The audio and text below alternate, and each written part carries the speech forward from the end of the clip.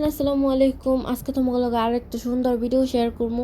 তো গাইস আমি regular video দিতে পারি না, কারণ গাইস কারেন্ট থাকে না, এর জন্য। যাই হোক, আজকে হচ্ছে সকাল সকালে এই যে আম্মু কয়েকটা নারকেল দিয়ে দিচ্ছে, কইতাছে নারকেল দিয়ে কুড়াই দে।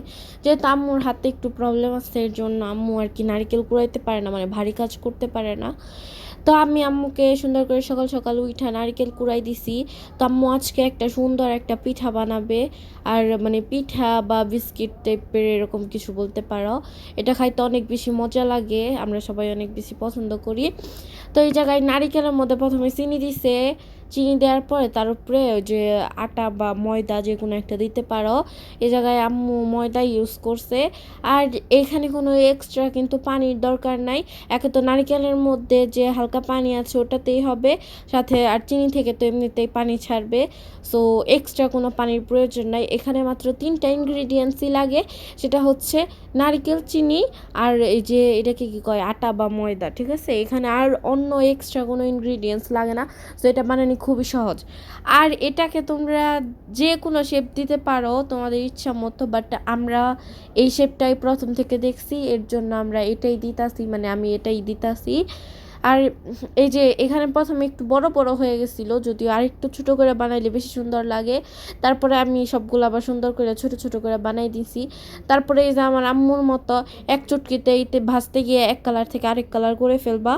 আর এটা অনেকক্ষণ ধরে মানে ডিপ ফ্রাই যেটাকে বলি আমরা, ওরকম ডিপ ফ্রাই করে ফেলবা। মানে বিস্কুট টাইপের, মানে মচমচা জানি লাগে, যেরকম বিস্কুট যতটা শক্ত হয় ওরকম করে করবা। আর দেখো আম্মু এই জায়গায় আমার কি বলতেছে, সারাদিনে তো খাটাখাটনির পরেও দেখো গাইস আম্মু কত সুন্দর করে পিঠা বানাইছে। মসমস আছে এডি অনেকে, যে কপালে মারলি যে ভাত খায় চুপ করে স্কুলে যান গা।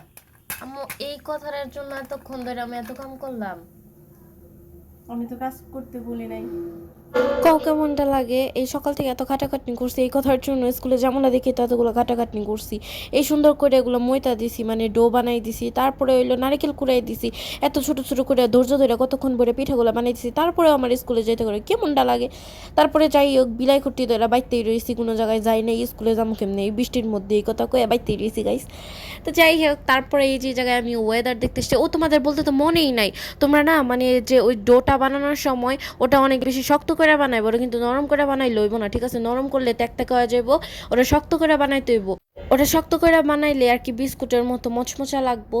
আর এই জায়গায় এই যে আমার গাছগাছালি দেখতে আইছে, আর এই বৃষ্টির মধ্যে আমার আম্মুর পেঁপে গাছটা জানো না একদম নেতায় পড়ছে।